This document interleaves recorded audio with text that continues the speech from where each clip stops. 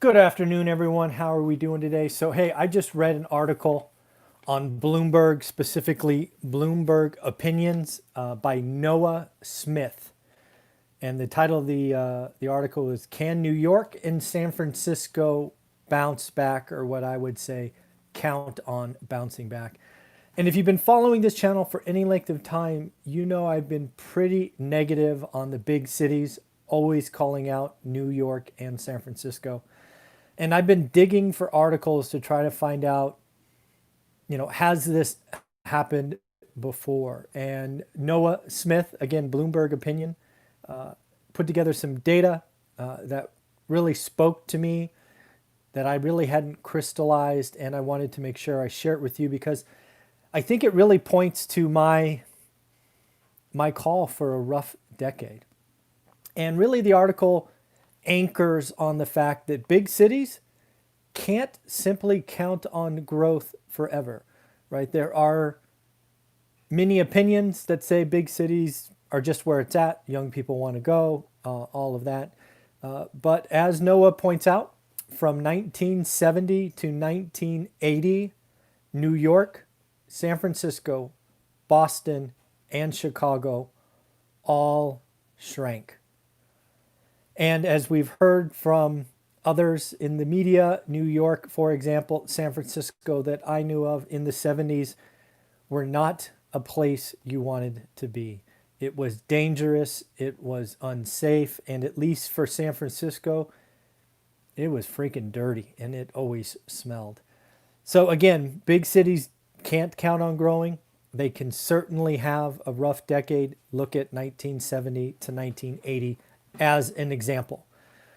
Specifically, Noah Smith, again, the author, called out many facts that really point to the pain of New York and San Francisco. First, Indeed. Indeed is an online jobs posting platform. And they showed that job postings for, just job postings, available job postings, are down 38.5% in San Francisco. 40%, that's down 40%. Down 37.8 in San Jose, so think Bay Area. And they're down 36.4% for New York. Not good. This is just one fact. And again, what we are seeing, at least in the Bay Area, and I assume New York, as these employers, they're opening probably nearly the same amount of jobs. They're just posting them elsewhere. So we're not seeing the new entrants to the market. They're, instead of hiring at Google or Facebook just down the road, they are publicly looking to hire outside of California. So if these big tech employers, the big financial employers in New York are doing the same, we're going to have a lot less employees. We're going to have a lot less high paid employees. And again, San Francisco down 38.5, San Jose down 37.8, and New York down 36.4. In addition to that, Noah points out that rents are falling. Both New York and San Francisco have seen double-digit rent drops already.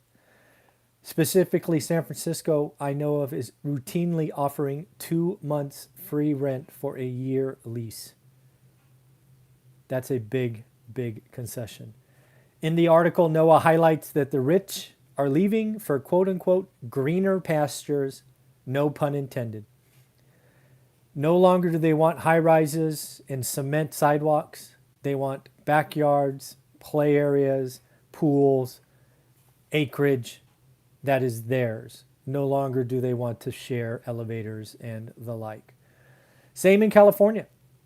People are leaving San Francisco. Some are going to Napa. Some are going out of state. Again, people are going for space. Space is good. The other thing that is sparking this is white collar jobs. They can work remote. Not only can they work remote right away, but as they say, as Google and Facebook say, we're going to keep people remote till summer of 2021, gives people real reasons to leave. Look back at an interview, I believe, with Casey where she talked about not finding any deals in Memphis, and she's going to go buy a lake or river house. I think we did that interview last Tuesday. But again, online workers, white collar workers, they can work remotely, use technologies and apps like Slack and Zoom, and they are just, or at least nearly as productive. In addition, the city life, the activity, the buzz that attracts people, the 24-hour life is shut down, is closed. Broadway is closed.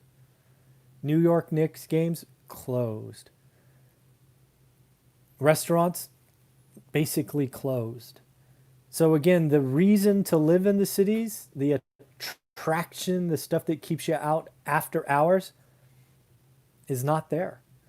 Then the social aspects that is highlighted by Noah Smith, the author of the article, talks about online applications helping it easier to find a date or find an interaction or find friends and do all of that.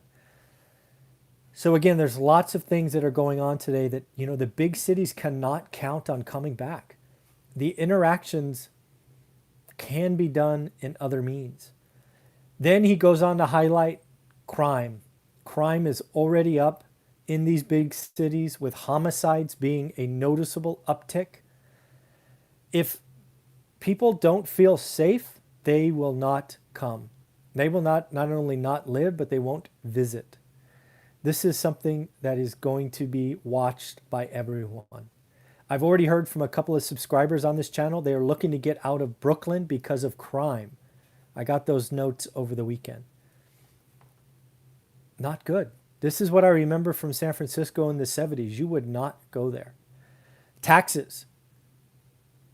These states, these municipalities have made promises that they can't pay for. They are going to be cutting services. You think the streets are dirty now, just wait until they clean them half as much. That's what I remember. I remember the smell from San Francisco in the 70s. Not coming back. And then will or when will a nightlife come back? And if it comes back, where? Will it be in different locations? What is going on? So in the end, Noah was pretty well put together. New York and San Francisco cannot count on coming back.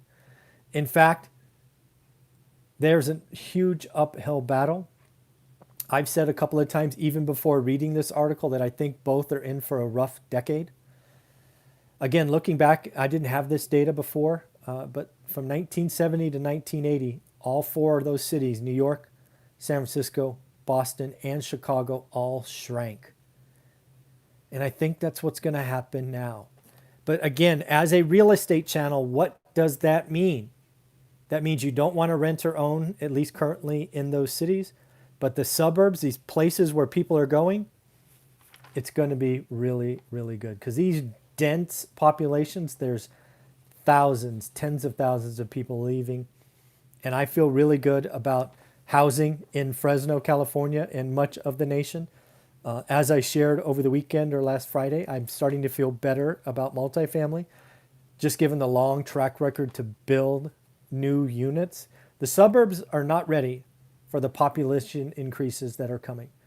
As we just saw in my last live stream, we have states like New Hampshire basically marketing to New York residents, come here, live here, save 5% on your taxes.